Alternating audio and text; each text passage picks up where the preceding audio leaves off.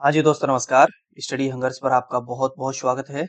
आशा करता हूँ आप सभी बहुत अच्छे होंगे और अपनी तैयारी को एक नई दिशा दे रहे होंगे। साथियों हम डिस्कस कर रहे हैं आपके साथ पर्यावरण अध्ययन के जो हमारे प्रीवियस ईयर क्वेश्चन की जो सीरीज चल रही है और इस सीरीज को हम आगे बढ़ा रहे हैं। इस सीरीज में हमारा ये 20वें नंबर का वीडियो है। इससे आपके जितने भी पीवाईक्यूज हैं वो आपके कंप्लीट होते जाएंगे और टॉपिक वाइज वीडियो आपके जल्दी स्टार्ट होने वाले हैं। चलिए तो फिर स्टार्ट करते हैं आज की इस वीडियो को। पहला क्वेश्चन है, जो ग्लोब पर जीवन के लिए सबसे हानिकारक होता है, यानी कि हमारी जो पृथ्वी है, हमारे अगर पूरे विश्व में बात की जाए तो सबसे ज्यादा हानिकारक क्या है? वनों की कटाई, मिट्टी का कटाव, वैश्विक तापमान और परमाणु नतीजा। देखिए हालांकि ये जितने भी सभी चीजें दी गई हैं ये हमारे पर्यावरण हमारे वातावरण के लिए सभी चीजें हानिकारक हैं, लेकिन इसमें कहा गया है कि सबसे हानिकारक यानी कि मोस्ट हार्मफुल क्या है। तो सबसे ज्यादा जो हानिकारक है वो है परमाणु नतीजा। यदि किसी जगह पर क्या है कि अगर परमाणु जो बम है अगर वो गिरा दिया जाता है तो कई बरसों तक वहाँ की जो जमीन है, वहाँ का जो वातावरण है, वो बहुत खराब हो जाता है। ठीक है, जापान पे जैसे गिराया था अमेरिका ने नागासाकी और हिरोशिमा पर। ठीक है, और अभी हाल ही में यदि आप करंट न्यूज़ से अपडेट हो, तो ईरान जो है वो यही परमाणु हथियार बना रहा था, जिसके लिए इजराइल ने उस पर अटैक भी किया और अमेरिका ने उसमें एंट्री की थी। ठीक है, तो सबसे ज्यादा हार्मफुल पूछा गया तो परमाणु नतीजा है। ठीक है, अगला क्वेश्चन है, एक आदर्श मूल्यांकन का मानदंड नहीं है। पूछा जा रहा है कि बच्चे का यदि आप आदर्श मूल्यांकन कर रहे हैं, आइडियल इवैल्यूएशन कर रहे हैं, तो उसमें मतलब कौन सा उसके क्राइटेरिया में नहीं है। ठीक है, नेगेटिव पूछा है और नहीं वाले जो क्वेश्चन पूछते हैं उस पर आप विशेष रूप से ध्यान दिया करो। ठीक है, तो वैधता ये तो होना चाहिए, विश्वसनीयता आदर्श मूल्यांकन की विशेषता है, ये तो व्यापकता ये भी है, ये तीनों हैं। तो हमारे पास ऑप्शन बच जाएगा कौन सा? विषय वस्तु में केवल ज्ञान और कौशल का परीक्षण, यही हमारा आंसर हो जाएगा डी। ठीक है, तो आदर्श मूल्यांकन का मानदंड नहीं है, बाकी के वैधता विश्वसनीयता व्यापकता ये तीनों आदर्श मूल्यांकन के मानदंड है। ठीक है, चलिए अगला क्वेश्चन है, गर्म जलवायु यानी कि ऐसा क्षेत्र जहां पर क्या है कि मौसम कैसा रहता हो, गर्म रहता हो। तो गर्म जलवायु वाले क्षेत्रों में घरों को हल्के रंग से क्यों रंगा जाता है? यानी कि वहां के जो घर हैं उन पर जो पेंट है वो कैसा किया जाता है? हल्के रंग का किया जाता है, डार्क कलर नहीं किए जाते।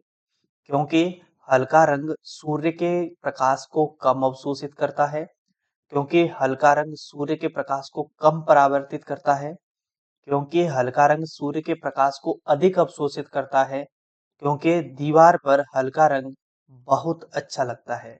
तो पूछा जा रहा है क्यों रंगा जाता है, तो इसका आंसर हो जाएगा हमारा ए, क्योंकि जो हल्का रंग होता है वो सूर्य के प्रकाश को कम अवशोषित करता है और ज्यादा से ज्यादा सूर्य की जो सनलाइट आती है उसको क्या कर देता है? रिफ्लेक्ट कर देता है, यानी कि परावर्तित कर देता है, जिसकी वजह से जो घर हैं उनमें कम गर्मी रहती है और अंदर का जो भाग है मतलब जो अंदर का हिस्सा है घरों का वो कैसा रहता है? ठंडा रहता है। ठीक है, जैसा कि सामान्यतः गर्मियों में गर्मी के दिनों में कहा जाता है कि डार्क कलर के जो वस्त्र हैं वो नहीं पहनने चाहिए, मतलब लाइट कलर के वस्त्र पहनने चाहिए। ठीक है, चलिए अगला है, निम्नलिखित में से कौन सा आश्रय का सबसे प्रारंभिक रूप है? यानी कि जो शेल्टर होते थे मतलब घर के तरीके से कह सकते हैं, मतलब सबसे प्रारंभिक रूप क्या कहलाएगा घरों का, जहाँ पर लोग अगर रहते थे पुराने जमाने में? तो कच्चा घर, गुफाएं, पक्का घर और नाव।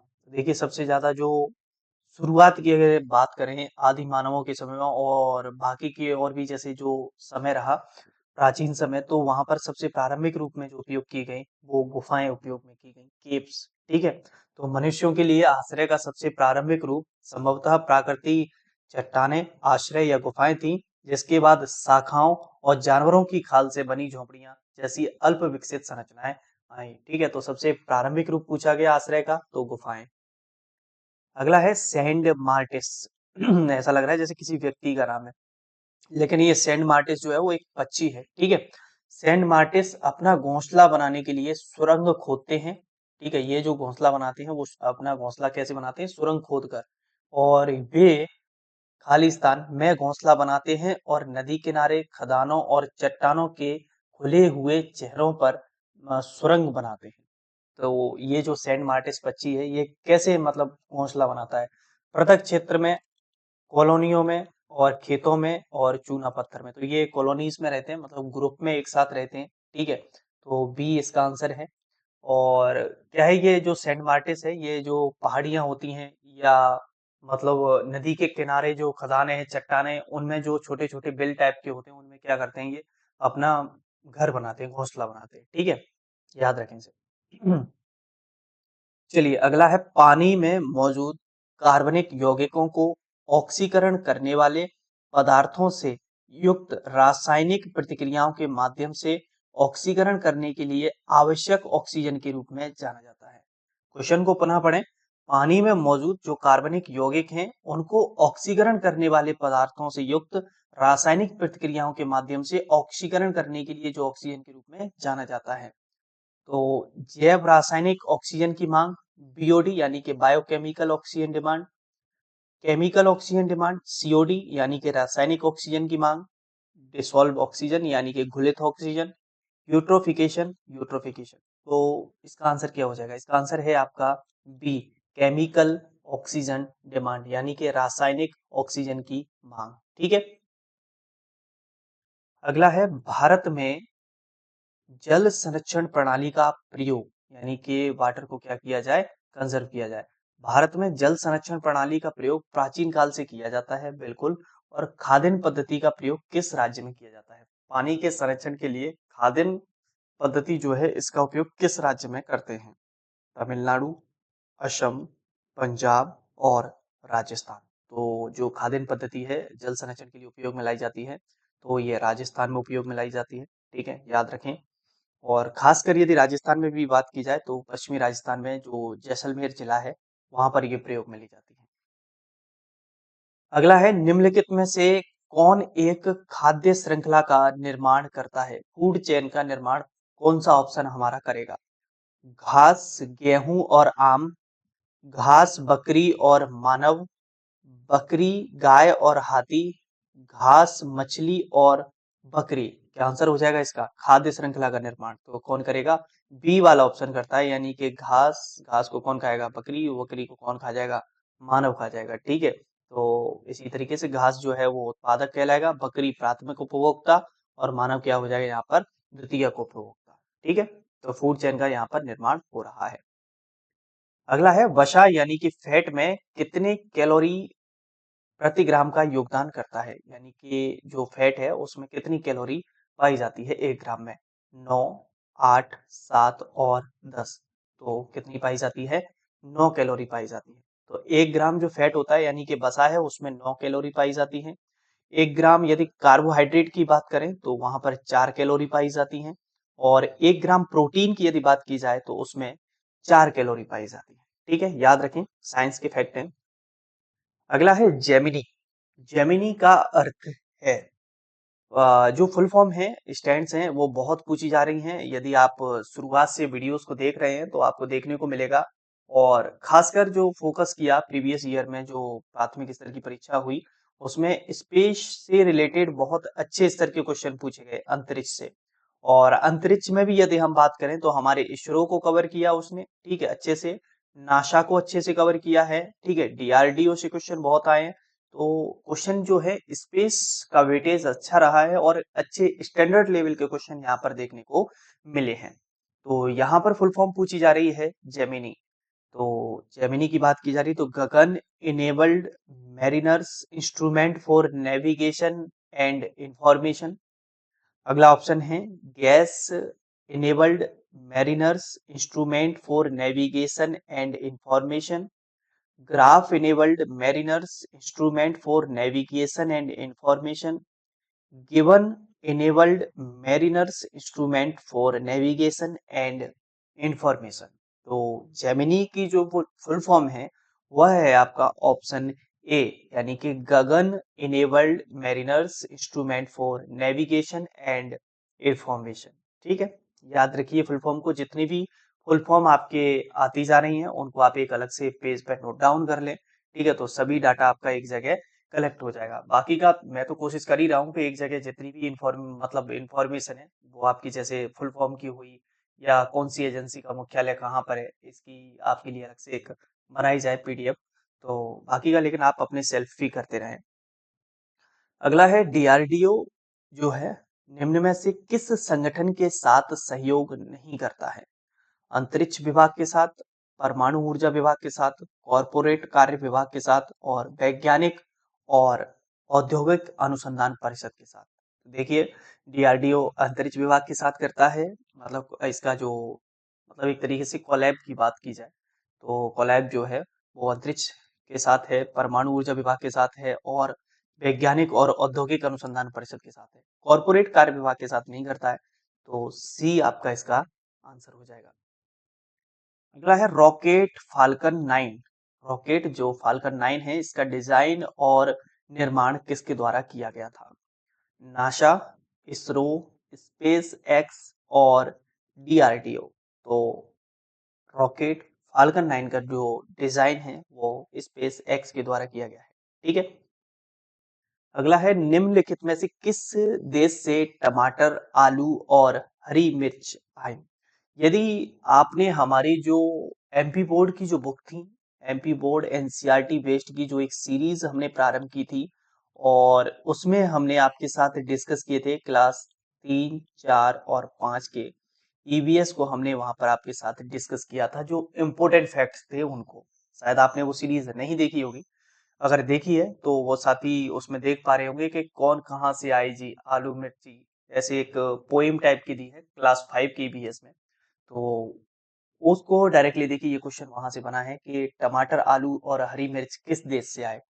दक्षिण अमेरिका, यूरोप, अफ्रीका और ऑस्ट्रेलिया। ठीक है, तो ये टमाटर, आलू और हरी मिर्च जो है वो दक्षिण अमेरिका से आपके आए हुए हैं, साउथ अमेरिका से। ठीक है, ये आपका इसका आंसर हो जाएगा। वहां पर उस पोइम में पूरा बताया गया है कि कौन सी कंट्री से कौन सी चीज आई हुई है। ठीक है, चलिए अगला है निम्न में से कौन सा त्योहार फसल के मौसम से जुड़ा है?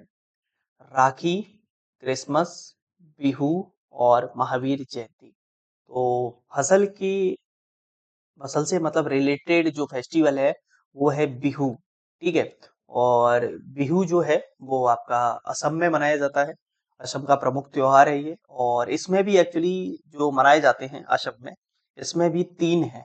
अप्रैल में जो मनाया जाता है वो बोहाग या रोंगाली के नाम से मनाया जाता है, और जनवरी में माघ या भोगली के नाम से मनाया जाता है, और अक्टूबर में जो मनाते हैं वो काटी या कोंगाली बिहू के नाम से जाना जाता है। तो बिहू में भी 3 त्योहार हैं और तीनों के अपने अपना महत्व, अपनी अपनी परंपराएं हैं, तीनों के अलग अलग नाम हैं और हमारे एग्जाम में पूछे भी गए हैं।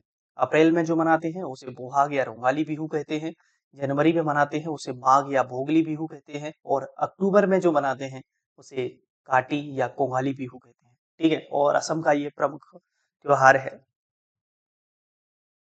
नृत्य भी है असम का बिहू। ठीक है, और राष्ट्रीय मधुमक्खी पालन और शहद मिशन एनबीएचएम का उद्देश्य क्या है? मीठी क्रांति के लक्ष्य को प्राप्त करें, नीली क्रांति के लक्ष्य को प्राप्त करें, गुलाबी क्रांति के लक्ष्य को प्राप्त करें और पीली क्रांति के लक्ष्य को प्राप्त करें। तो मधुमक्खी की बात हो रही है, शहद की बात हो रही है, तो स्वाभाविक है मीठी क्रांति की बात हो रही होगी, तो ए हमारा आंसर हो जाएगा, मीठी क्रांति के लक्ष्य को प्राप्त करें। अच्छा, एक क्वेश्चन चलिए मैं आपसे पूछना चाहता हूँ, यहाँ पर जो नीली क्रांति हमारी वो किससे संबंधित है, ये आप मुझे कमेंट बॉक्स के माध्यम से बताना। अगला है कबड्डी किस देश का राष्ट्रीय खेल है? तो करंट से मतलब स्टैटिक जीके से संबंधित भी यहाँ पर क्वेश्चन पूछ लिए जाते हैं। तो पूछा गया है कि कबड्डी किस देश का राष्ट्रीय खेल है? नेपाल, पाकिस्तान, कजाकिस्तान और बांग्लादेश। तो जो कबड्डी है वो बांग्लादेश का नेशनल गेम है। ठीक है, याद रखें बांग्लादेश का राष्ट्रीय खेल क्या है? कबड्डी। अगला है शिक्षक जो है बच्चों को घुमाने ले गया और भ्रमण को मोबाइल कक्षाओं में बदल देते हैं। छात्रों को डेटा एकत्रित करने का निर्देश देते हैं, फिर कहते हैं कि आउटिंग के दौरान आपने जो भी सीखा है उसके आधार पर क्या करिए, एक प्रोजेक्ट असाइन करिए। इस प्रकार की जो शैक्षिक यात्रा है वो क्या कहलाती है? सुदृढ़ीकरण यानी कि री सम्मिलित होना यानी कि एंगेजमेंट, कैप्टिवेटेड यानी कि मोहित होना और अवधारण तो ये जो कहलाता है वो आपका एंगेजमेंट कहलाएगा कि टीचर बच्चों को मतलब मोबाइल क्लास में क्लास को कन्वर्ट कर दिया और बच्चों से कह रहे हैं कि आप डाटा एकत्रित करिए और बाहर जो गए थे आप उसके आधार पर आपने जो कुछ भी सीखा है उसका एक प्रोजेक्ट असाइन करिए। तो ठीक है, इसका आंसर हो जाएगा आपका एंगेजमेंट, यानी कि सम्मिलित होना। अगला है एक छात्र जो है वो समस्या से जूझ रहा है, उसको कोई समस्या है बच्चे को, और शिक्षक क्या है अधिगम विधि के माध्यम से उसकी मदद करने के बाद वह एक समाधान पर पहुंचा और इस विधि को पहचाने क्या कहलाएगी? प्रदर्शन विधि, परियोजना विधि और समस्या समाधान विधि, रोल प्ले विधि। तो बच्चे के पास समस्या थी, उस समस्या का क्या हो गया, समाधान हो गया। तो ये कहलाई आपकी प्रॉब्लम सॉल्विंग मेथड। ठीक है, सी इसका आंसर हो जाएगा। अगला क्वेश्चन है निम्नलिखित में से कौन पचमढ़ी जैव मंडल आरक्षित क्षेत्र के विशेष क्षेत्रीय वनस्पति हैं? यानी कि पचमढ़ी वाला जो बायोस्फीयर एरिया है वहां पर ये पाए जाते हैं। साल और जंगली आम। तो केवल एक, केवल दो, दोनों, एक और दो, ना तो एक और ना ही दो। तो साल और जंगली आम यहाँ का विशेष क्षेत्र वनस्पति है। तो इसका आंसर आपका सी हो जाएगा, बोथ फर्स्ट और सेकंड दोनों। ठीक है। अगला है पेट्रोलियम के परिष्कृतकरण के दौरान अवशेष के रूप में प्राप्त चिपचिपा काला भूरा पदार्थ क्या कहलाता है? पेट्रोलियम मदसार, पेट्रोलियम तारकोल, पेट्रोलियम नैप्था और डीजल। ठीक है, तो पेट्रोल का जो परिष्कृतकरण होता है उसके बाद जो चिपचिपे काले भूरे पदार्थ के रूप में जो रह जाता है वो कहलाता है आपका पेट्रोलियम तारकोल, पेट्रोलियम तार। अगला है निम्नलिखित में से कौन सा कक्षा में आईसीटी विकास का पहला चरण है? इमर्जिंग स्टेज या चरण, अप्लाइंग स्टेज या चरण, और इन्फ्यूजिंग स्टेज और ट्रांसफॉर्मिंग स्टेज। तो आईसीटी डेवलपमेंट का जो सबसे फर्स्ट स्टेज जो आती है वो आपकी पहली कहलाती है इमर्जिंग स्टेज। ठीक है, तो ये थे हमारे कुछ महत्वपूर्ण प्रश्न। आई होप आपको ये सीरीज पसंद आ रही होगी, और जो भी साथी हैं हमारे चैनल पर नए हैं तो चैनल को सब्सक्राइब जरूर करें। चलिए फिर मुलाकात करेंगे अगली वीडियो में। जब तक आप सभी अपना ख्याल रखें। जय हिंद, जय भारत।